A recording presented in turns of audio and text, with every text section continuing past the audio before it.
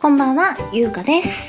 昨年も大変お世話になりました。今年もどうぞよろしくお願いいたします。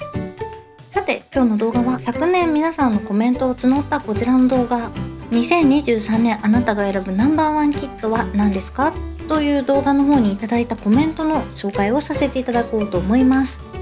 思ったよりたくさんの方にコメントいただけて大変嬉しかったです。ありがとうございます。ご紹介させていただく上のルールですが、1つ目はコメントで複数のキットを上げてくださっている方がいらっしゃったんですが、1つだけということでしたので、一番上に上げてくださっているキットを集計させていただいております。2つ目、ご紹介させていただく順番ですが、おすすめしてくださっている方が多い順番からご紹介していって、その後は自分なりにジャンル別に分けてみましたので、そのような形でご紹介させていただきたいと思います。そして3つ目、コメントで良かったところを上げてくださっている方は、そちらのコメントもご紹介させていただきたいと思います。さあ、それでは皆さんが2023年一番良かったなって思ったキットは何だったのか、ぜひ最後まで楽しんでいただけたら嬉しいです。それでは本編をご覧ください。まず最初にご紹介するのはこちら、ハイグレード144分の1エアリアル。こちらはシンシン38チャンネルさん、おかやんチャンネルさん、たかぽんさん、リムルさんの4名の方がおすすめしてくださっていました。作りやすさや素組みでの完成度でノミネートします。ボディがあと数ミリ長いと完璧だったと思う。インモールド成形とポリキャップレスが印象強いです。といいところを挙げていただいております。こちら私も作りましたが、色もいいですし、スタイルもいいし、可動域もいいし、なんだってポリキャップレス。気になる方はぜひ私の過去の動画もチェックしてみてください。2つ目にご紹介するのはこちら、ハイグレード144分の1ガンダムキャリバーン。こちらはアイビス02さん、PH 中さん、名前間違えてたらごめんなさい、アナベルガトーさん、ガラガラさんの4名の方がおすすめしてくださっています。別売りのウェポンディスプレイでガンビットを展開できる演出もあり、アニメの新再現ができるので今年一番触ったキットになりました。バリアブルロットライフルの後ろのシールがなかなか面倒でしたが、それ以上に可動や色分けが最高でした。複雑なデザインとクリアパーツの構成ですが、すんなり組み立てられたのは素直に驚きました。ディティールもハイグレードにしては細かくて、墨入れのみでもいいと思いました。これ私も欲しいと思ってて、福岡旅行に行った時に売ってたんですけど、その時は他のキットを買っちゃって散財しちゃったので保留にしたので、今度見かけたら絶対に買いたいなと思ってます。武器がほうきみたいな形になっているのも水星の魔女という作品にふさわしいモビルスーツですよね。マスターグレード100分の1ゼータガンダムバージョン過渡期。こちらは桃次郎さん、梅昆布茶さん、ロックアッパさん、キムミョンギさんの4名の方がおすすめしてくださっています。一番好きなモビルスーツでマスターグレードということもあってやりがいありました。設定上のフォルムにフレームと完璧な変形までとても楽しく作れたキットでした。ゼータガンダムが好きで原作プロポーションをそのまま活かして出たのも良かったですとコメントをいただいております。こちら発売される前のイベントで展示されているのを直接見たんですけれども、変形がしっかりできるように細かく設計されているようでして、かなり話題にも上っていましたよね。他にも作られた方たくさんいるんじゃないでしょうか。ゼータガンダムは好きな方も多いので、これから買おうかなと思っている方はぜひ参考にされてみてください。ハイグレード144分の1ガンダムエアリアル回収型。こちらはようチャンネルさん、ともさん、徳山勝則さんの3名の方がおすすめしてくださっています。なんかかっこよかった。言葉には言い表せないぐらいかっこよかった。すごく満足度が高かったとコメントをいただいておりますが、お二人とも直感でいいなって思ったっていうことなんでしょうね。私も知人からこのキットすごく良かったよって連絡をもらったんですけれども、エアリアルがあるからいいかなとか思っちゃったんですけれども、やっぱりそれだけいいってことは全然違うんでしょうか。気になるので、両方作ったことある方はぜひコメント欄で教えてください。マスターグレード100分の1サザビーバージョン過渡期。こちらは羽賀達馬さん、かっちゃんさんのお二人がおすすめしてくださっています。今となっては少し古いキットではあるんですが、自分なりには組みやすかったし、パーツのポロリもなく組みやすいけど手応えのあるキットでした。作りがいがありましたとコメントをいただいております。2013年に発売されたキットだそうですけれども、カトキさんがデザインされてるということでね、全然古い印象ないです。個人的に思うのは、組みやすいキットは組んだ後に塗装しようって気力が長持ちするような気がするので、組みやすさ、作りやすさで好きなキットを選ぶっていうのも大事なことかもしれませんね。ハイグレード144分の1デミバーディング。こちらはリノベイさん、トイトイさんのお二人がおすすめしてくださっています。意外なチョイスだと思うけど、異形のバビルスーツなだけに在庫処分対象 Amazon エディオンなので大幅値引き中だけど、カスタマイズキットのベースとして最適。作りやすくそこそこボリューミーで何だって安く買えるとコメントをいただいております。確かにこんだけ大きい装備を持っているのに、この価格は割と最近のガンプラにしては安く感じますね。ボリュームある装備が好きなので、私もちょっと欲しくなりました。カスタマイズしたいっていう方におすすめなんじゃないでしょうか。フルメカニクス100分の1ガンダムエアリアル。こちらはピロシフロムプロジェクトヘクサジャパンさん、おでんさんのお二人からおすすめいただいております。理由は組みやすくよく動き、スタイルもいいから。とにかく作ってて楽しかったし、完成後のプロポーションも完璧でしたとコメントをいただいております。こちら100分の1スケールっていうことで、ハイグレードのエアリアルと比べるとすごい作りが細かいなっていうのがこの写真からわかりますよね。発売された当時はハイグレードあるからいっかなとか思ったんですけれども、お値段も手頃なんで見かけたら買いたいなと思います。実際かなりかっこいいよな。はい、ここまでが複数の方がおすすめしてくださっていたキットになります。ここからはお一人の方がご紹介してくださっているキットになりますが、少しジャンル分けをしてご紹介していきます。まずはガンプラの水星の魔女のキットたち。ハイグレード144分の1ガンダムルブリスリサーキュレーションカラーネオンピンク。こちらは愛平田さんがおすすめしてくださっております。エアリアル含め水魔女のキットはどれも良かったですねということです。集計させていただいてて、水星の魔女のキット2023年すごい人気だったんだなって改めて認識いたしました。こちらはセブンイレブンで発売されていたそうなんですけれども、リミテッドカラーということでね、ボディが黒くなっています。結構印象変わりますよね。別のキットですが、ライブ配信で作ったこちらも同じ配色になってると思います。この時はセブン限定カラーで他のガンダムも発売されていたようですね。情報がなかったので定かではないですが、今後イベント会場などで発売があるんじゃないかなって思います。ハイグレード144分の1デミトレーナーチュチュ専用機。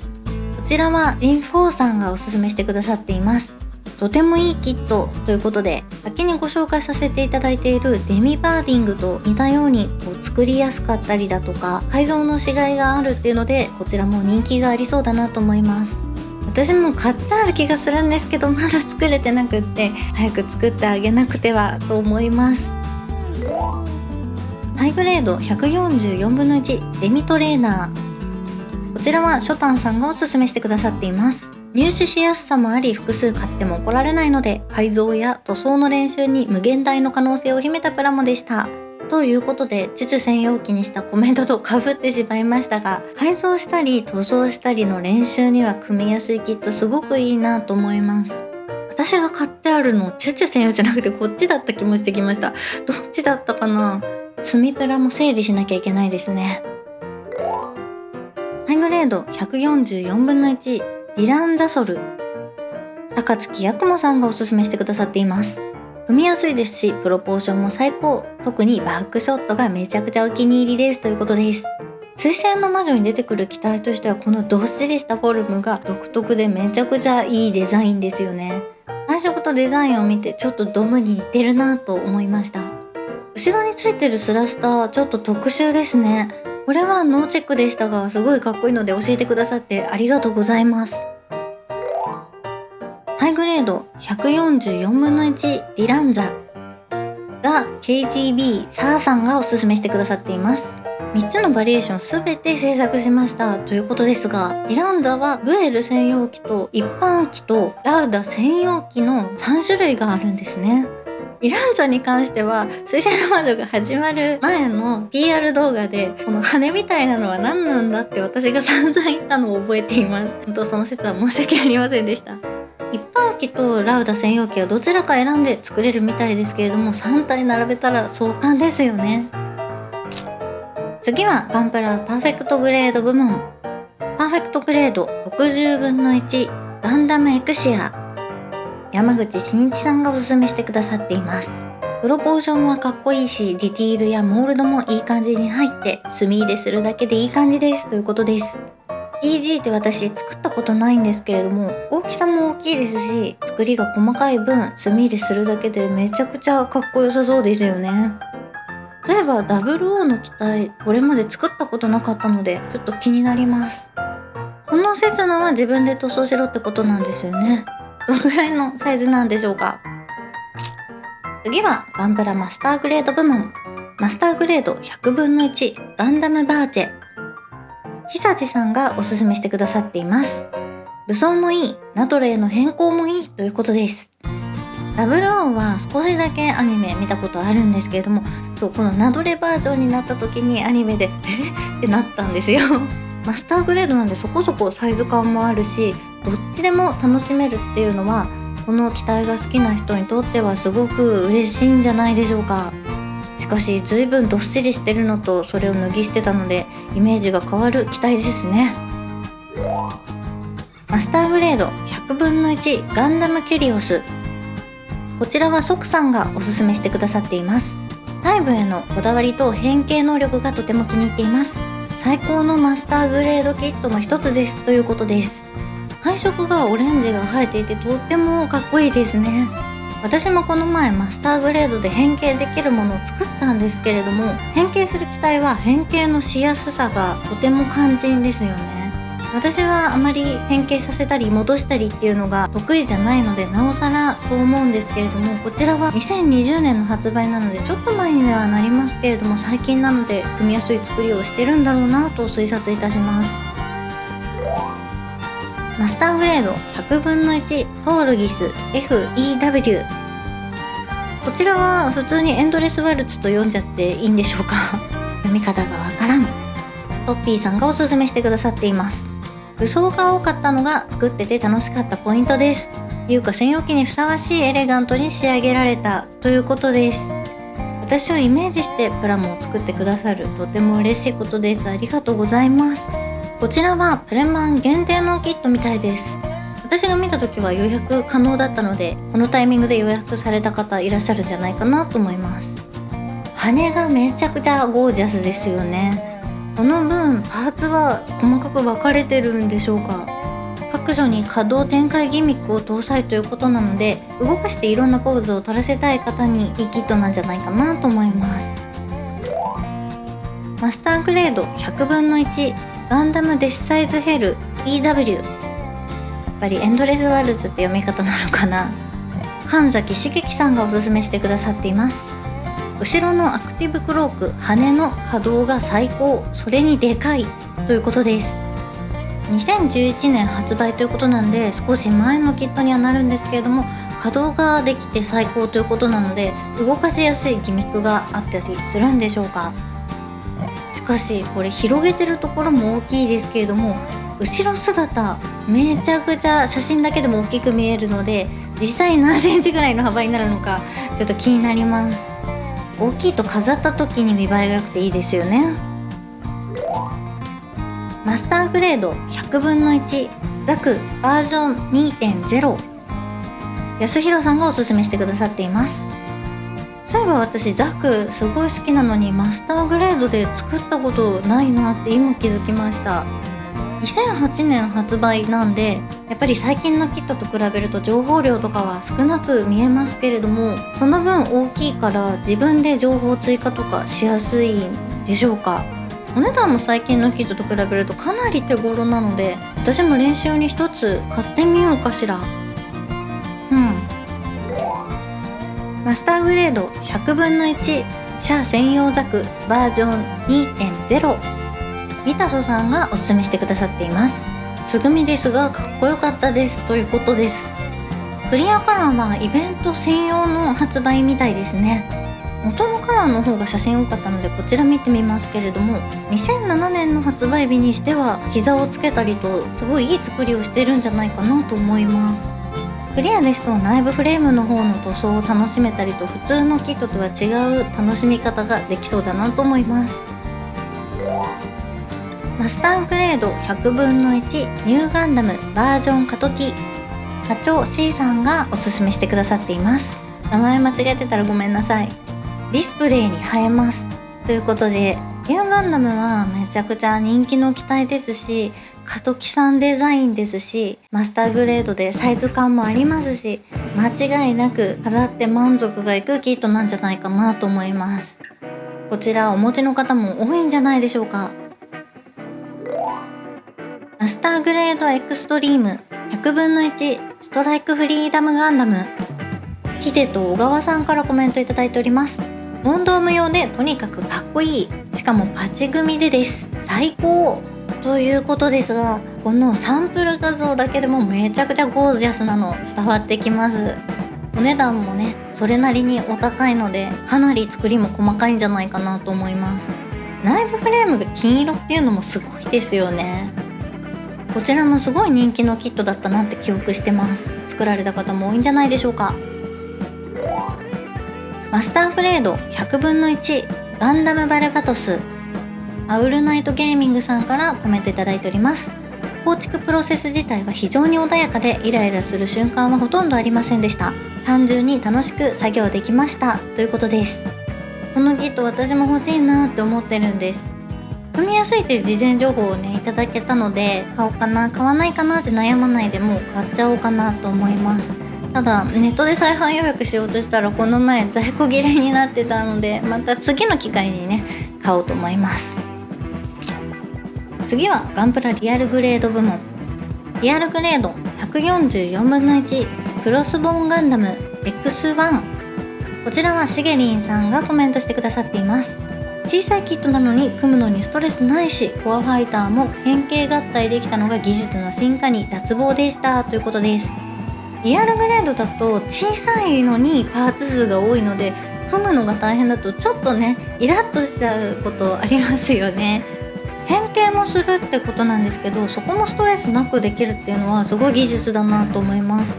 2019年のキットなんでちょっと前にはなるんですけれども、この頃の最新技術で設計されたキットなのかもしれませんね。リアルグレード144分の1ゴッドガンダム、ジェレミー・ブラウンさんがおすすめしてくださっていました。発売情報が出た時点でかなり話題になってた記憶があります。関節の可動域がめちゃくちゃすごいらしいですね。ツイッターでちょっと言っちゃあれですけど、変なポーズ、変って言ったら多くないか、可動域がめちゃくちゃわかるようなポーズをねたくさん上げてる方がいらっしゃいましたね。後ろの五光みたいなエフェクトもゴージャス感があっていいですね。次はガンプラハイグレード部門、ハイグレード144分の1ペーネロペー、ブーヤンさんがおすすめくださいました。まだ初心者であんまり数作ってないけどでかくて満足高かったですということです。手持ちのガンプラが少ないうちに大きいものをドンと作って置いとくっていうのは制作意欲も上がりそうですし、とてもいい考えだなって思います。ペーネロペーだとどんぐらいの大きさになるんでしょうね。このぐらいとかありそうな気はします。健康なハサウェイの映画の続編も早く見たいですね。ハイグレード144分の1ギャン、二連三段空母ダゴン親衛艦隊さんからおすすめいただいております。可動域ギャンらしさが程よく寝頃感がいいなと思っていますということです。そのモビルスーツに求めるらしさっていうのを損なわないで設計されてるかどうかっていうのは大事ですよね。お値段も1000円ちょっとなのでお財布にとっても嬉しいキットだなと思います。このかがんだポーズのサンプル画像可愛くていいですね。ハイグレード144分の1エールストライクガンダム、こちらは和田徹さんからおすすめいただいております。2024年の映画が楽しみだからということで、まさにもう間もなく公開ですね。このキットの発売が2014年、シードが放送されてたのが2002年ということなので、映画を見ながら時の流れを感じそうな気はします。皆さんは見に行かれますでしょうか。ハイグレード144分の1ガンダムパーフェクトストライクフリーダム、アさんがおすすめしてくださっています。足長でスタイリッシュなのですだちで飾っています。カラーもガンダムらしい配色でかっこいいということです。後ろについてるものなのか横についてるものなのか写真じゃわからないんですけれども、これに長さがあるので自立できるってことなんでしょうか。結構ストライク系の機体は後ろに自重が行きがちなのでアクションベースが必須なのかなって個人的には思ってるんですけれども、見栄えがよく飾れるっていうのはすごくいいキットだなと思います。ハイグレード144分の 1GO 小川健太さんがおすすめしてくださっています。今でもお気に入りのキットで部屋に飾ってますということで、2002年発売なのに未だに人気のあるキット、すごい愛されているモビルスーツだなと思います。黄色でどっしりした機体って他じゃないと思うので GO しかない魅力がありますよね。ハイグレード144分の1ドアン専用ザク、鈴木達夫さんがおすすめしてくださいました。あの頃本当に欲しかったテレビの中で動いてたザク、やっと手にすることができたって時、涙がちょちょぎれそうになるくらい感動しましたということです。こちら本当この顔がね笑っちゃいけないですけれども、本当制作陣よくやってくれたなって感じです。いい意味でですけど、もちろん外装が破損しているような作りのガンプラもなかなか珍しいので、ぜひ初期ガンダムが好きな方は部屋に1個飾ってみてはいかがでしょうか。ハイグレード144分の1グフ、片岡 T さんがコメントをくださっています。2体作って寒冷地仕様と湿地帯仕様にされているそうなんですけれども、ちょっと前のキットということもあってお値段も手頃なので、同じキットを2つ買って仕様を変えて飾るっていうのもとてもいい案だなと思いました。私もそれちょっとやってみたいです。ハイグレード144分の1ガンダム EG8、 中西俊則さんからおすすめいただいております。理由はよくわからないけどなぜか引きつけられた、そして今まだ制作中ということです。ビビッときていいなと思ったものは運命のキットなんじゃないかなと思います。私もこちらのキット以前作ったことがあるんですけれども、アニメのイメージを崩さないようになのか、ちょっともっさりというかどっしりとしたボディラインで、それがまた魅力的だなと私は思っています。制作完成されましたでしょうか。ハイグレード144分の1ゼータガンダム、伊藤和夫さんからコメントいただいております。形、変形、昔と違って可動域もいいのでということです。この動画の最初の方にマスターグレードのゼータガンダムご紹介しておりますが、こちらのハイグレードもサンプル画像を見るとしっかり変形しているのがわかりますね。しかしハイグレードで変形の機体となるとパーツ数めっちゃ細かそうですけど、お値段もそこまで高くないからどうなんでしょう。ハイグレード144分の1ハイパーギャンコ、ピロリンとアルルさんからコメントいただいてます。いつもサンクスありがとうございます。モビルスーツの擬人化コスプレが好きで、それのガンプラ版って感じで大好きということです。確かにモビルスーツの擬人化をコスプレしてる女の子可愛いですよね。私もエアリアルでこの冬コミ行ってみたいなって夏頃に思ったんですけれども、当たり前のように衣装を作る時間がなくて断念しました。しかしこれをプラモ化しようとしたバンダイさん、なかなかフェチを分かってるなって感じですよね。ハイグレードペールライダーリミテッドメタリックバージョンプレステ3、グリックさん、お名前読み間違えたらごめんなさいからおすすめいただいております。5年ほど大切に保管していましたが、彼女がプラモデルを作りたいと言って初めてとは思えないほどうまく、お手軽艶消しで仕上げるとかなりかっこよくできて、そこから好きになった思い出となりましたとコメントをいただいております。ブログなのでレビューされている方いらっしゃるので、気になる方は検索してみていただきたいんですが、公式ホームページではなかったので、こちらでは似ているなと思ったこちらのペールライダーを表示しております。限定版のキットの方はこちらよりもっと濃厚なメタリックカラーで、シールドや足の装備がなくて武器もビームサーベルが2本のみとなっていましたが、一番近いんじゃないかなと思っています。一緒に趣味を共有するっていうのは2人にとってとっても素敵な思い出になったんじゃないかなと思います。ここからはガンプラのその他企画になります。マスターグレード SD フリーダムガンダム、わがまま善一さんがコメントしてくださっています。こちらのキットは私も作ったんですけれども、 SD ガンダムのあのサイズ感があんまり好きじゃないっていう方でもこのキットはすごいかっこいいなって思えるんじゃないかなって思います。ぜひ気になる方は私の過去の動画もチェックしてみてください。モールドなどの情報量も多かったし、めちゃくちゃ作りが細かくて作り応え抜群です。エントリーグレード144分の1ビルドストライクエクシードギャラクシー RR さんからコメントいただいております。出来もよく稼働範囲もバッチリ、何より値段が安い、最高ですねということです。確かにエントリーグレードは値段が安いし作りやすいし、可動域もしっかりしてるし、ほんとよくできてる。2023年10月7日とすごい最近なんですね。初めて見たなと思いました。こちらなかなか入手困難だったんじゃないでしょうか。どうでしょう。エントリーグレード144分の1ニューガンダム、上松聡さんからコメントいただいております。組み立てやすさとフィンファンネルはないけどハイグレードと並べても負けないくらいのクオリティがありますね。エントリーグレードはビームライフルとシールドしかないのですが、ハイグレードのファンネル、ハイパーバズーカも手に持たせることが可能と聞きましたということです。同じスケール感で互換性があるっていうのはすごい嬉しいですよね。それにサンプル画像を見るとお値段がお安い分表面の情報量がかなり少ないと思うので、ハイグレードのニューガンダムと並べて自分でモールドを追加してみたりっていうこともできるんじゃないかなって今ふと思いつきました。エクストリームモデル144分の1ヒルドルブ、エクストリームモデルじゃなくて EX モデルかもしれません。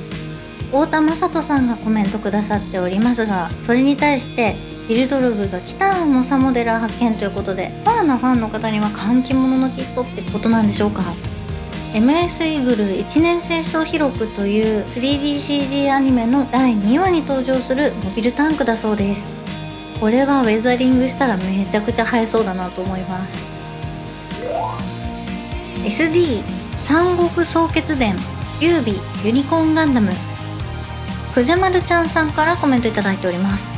すぐ作れて息抜きになりました。クリアパーツが綺麗で思いのほか満足感がありましたということです。クリアパーツがちょこちょこ入るだけで一気に高級感上がりますよね。私はこの三国総決伝というのを初めて知ったんですけれども、他にもいろんなキャラクターって言っていいのか分かりませんがいるみたいですね。お値段660円でこのクオリティならかなり両キットなのではないでしょうか。次はガンダム以外のバンダイ製品部門になります。ハイグレード100分の 1YF の19、エディちゃんさんからコメントいただいております。バンダイからもマクロスの商品って出てるんですね。こちらは変形するんでしょうか。写真を見る限り情報量も多いですし、飛行機状態でもモビルスーツ状態でもめちゃくちゃかっこいいなと思います。これはノーチェックでした。教えてくださってありがとうございます。マクロスのプラモデルは真野光一さんもナンバーワンに挙げてくださっていたんですが、キット名が定かではなかったのでこちらのキットではないかもしれませんが、ここでまとめてご紹介させていただきます。ハイグレード AB トッドラインネック、ボタバトラノコさんからコメントいただいております。読み方間違えてたらすみません。ダンバインのキットですね。この透明な羽めっちゃ虫感があっていいですね。ダンバインは私ちょっと存じ上げないのでどんな作品かわからないんですけれども、中に人が入ってるサンプル画像があるのでモビルスーツのようなものなのかなと思います。塗装なしでもこのシャドウ武器のようなキットだったら1980円でめちゃくちゃ安いですよね。これはサンプルが塗装されてるよね。めちゃ惑わされる。フィギュアライズスタンダードエンプリファイドブルーライズホワイトドラゴン、北原誠さんからコメントいただいております。表面のパール塗装に加え翼の被膜はシートになっているところ、さらにスタンド付きなので飾る時も飛行状態で飾れる。そんなボリューム満点のキットになっていますということです。サンプル画像では北原さんが描いてくれた魅力が全然伝わらないですね。ちょっとサンプル画像もうちょっと頑張ってくれよって感じがするんですけれども、塗装しなくてもかっこいい色であること、あとプラモデルなのに翼のここをしっかり表現できてるっていうのはすごいことだなと思います。尻尾だったり首だったりとかなりパーツ数細かいんじゃないでしょうか。これはちょっと気になる。教えてくださってありがとうございます。メカコレクション外前眼兵器群カラクルム級戦闘艦ジンさんからコメントいただいてます。ジャンなし版旧メカコレを作った世代としては組み立てやすさとクオリティの高さにちょっとした衝撃でしたということです。手のひらサイズでディスプレイ付き、いろんな戦艦のデザインがあるみたいなので集めてこう飾っておくっていうのにとても素敵だなと思いました。手のひらサイズにしては情報量めっちゃ細かいですよね。これで990円ならお安いんじゃないでしょうか。ハイグレード龍神丸マルコさんからコメントいただいております。 SD サイズなので手軽に組めますが稼働がいいのでポージングも決めやすかったですということです。サンプル画像を見てパッと見あれ SD って思ったんですけれども、龍神丸というものがこういったデザインみたいですね。魔人英雄伝渡るに出てくる機体みたいです。テレビ放送が1988年からされていたそうなんですけれども、こちらのキットは今年発売ということでファンの方が多い機体なんでしょうね。30 Minutes Sisters メバリア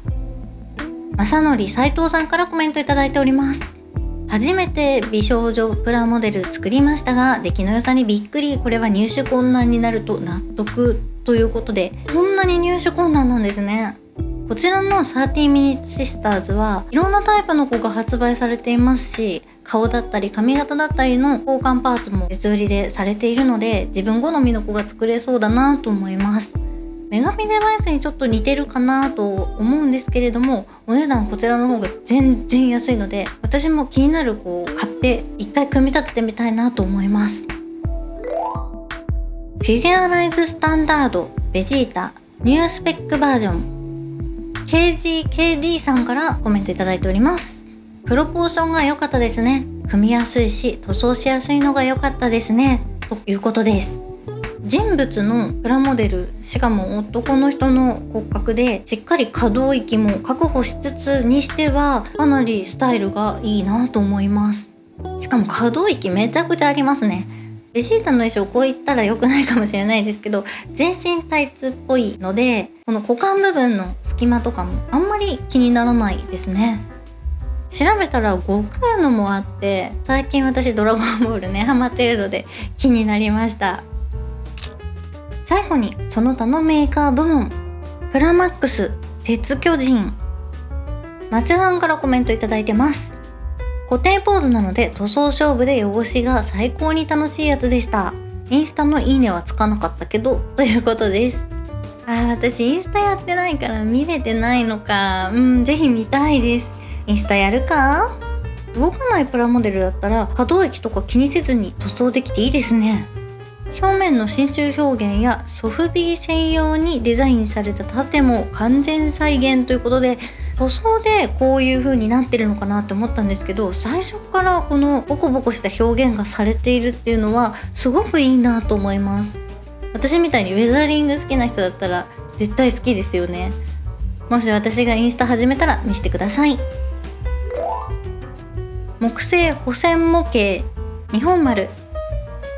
ミンさんからコメントいただいております。まだできてませんがあとちょっとで完成ですとこの段階ではまだできていなかったんですけれども年末に完成したそうで写真を X 上で見させていただきました。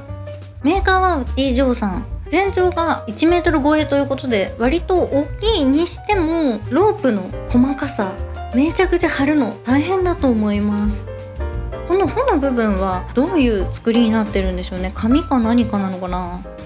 この建物みたいな部位ですけど、全体像でいうここら辺に当たるのかなと思うんですけど、ズームしてこれってことはめちゃくちゃ細かいですよね。これを組み上げたミンさんがすごいなと思います。お値段すっ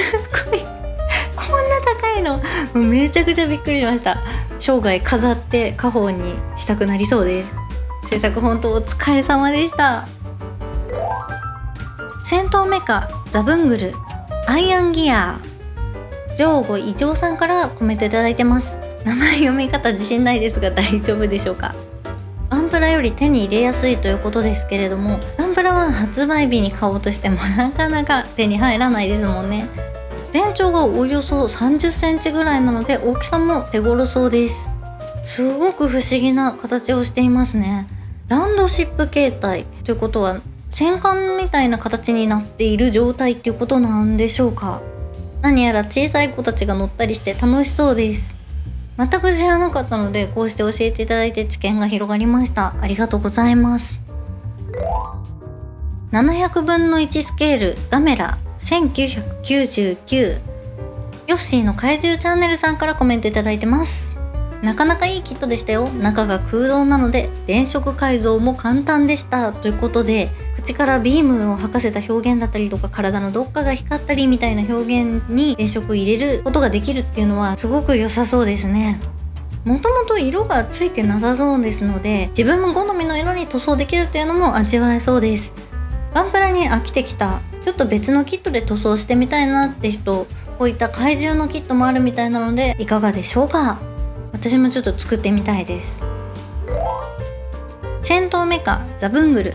さっきのアイアンギアと同じシリーズみたいですね。スミス・ジョンさんからコメントいただいております。プラもこさえてる感がめっちゃあり、とにかく組んでて楽しかったぞということです。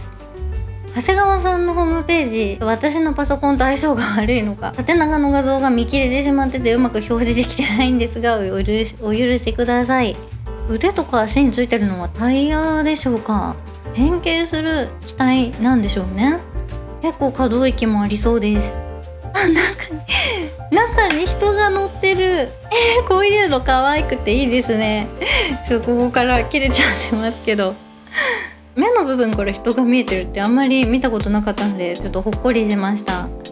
テレビアニメが1982年から放送されていたそうですので、結構昔の作品なのに今年プラモ化すごいですね。きっと制作された方も力を入れて作られたのではないかなと思います。 IMS100 分の 1LED ミラージュ V3 デルタベルン3007平野翔太郎さんからコメントいただいております。難しかったけどとにかくかっこいい。完成した時の達成感が半端なかったです。今でもキットを眺めながらニヤニヤしてしまいますということです。こちらの5スター物語というのが漫画作品だそうで、プラモデルのメカにしてはすごく幻想的なデザインをされていますよね。かなり塗り分けもしっかりされてそうです。ガンプラでいうマスターグレードと同じスケールですし、パーツ数も近しいのでしょうか。調べたら他にもいろんな機体があるみたいなんですけど、そちらもすごく神々しくって、私の知らないキットシリーズだったんですけれども、メカだから機械っぽくなくちゃいけないとかじゃなくて、こんな神々しいデザインとかもできるんだってハッとしました。教えてくださってありがとうございます。ということで今回は皆さんが選ぶ2023年ナンバーワンのキット54個をご紹介いたしました。作ってみたかったキットだったり、いつもは作らないジャンルのキットだったり、皆さんの中で何か発見があったなら共有できて嬉しく思います。またナンバーワンプラモンをあげていないけどコメントくださった方も全部読ませていただいております。いつもありがとうございます。そして私が年末で忙しすぎて弱音を X で投稿してしまったことによって皆様に心配をおかけして、今回の動画の中でご紹介したコメントの中でもたくさんご心配をいただきまして大変申し訳ございませんでした。そしてありがとうございます。2024年は自分の健康をしっかり管理しつつ、仕事も YouTube 活動も楽しみながら両立していきたいなと思っておりますので、皆様今年もどうぞご指導とご鞭撻、そして変わらぬ応援をよろしくお願いいたします。それではまた次の動画でお会いしましょう。バイバーイ。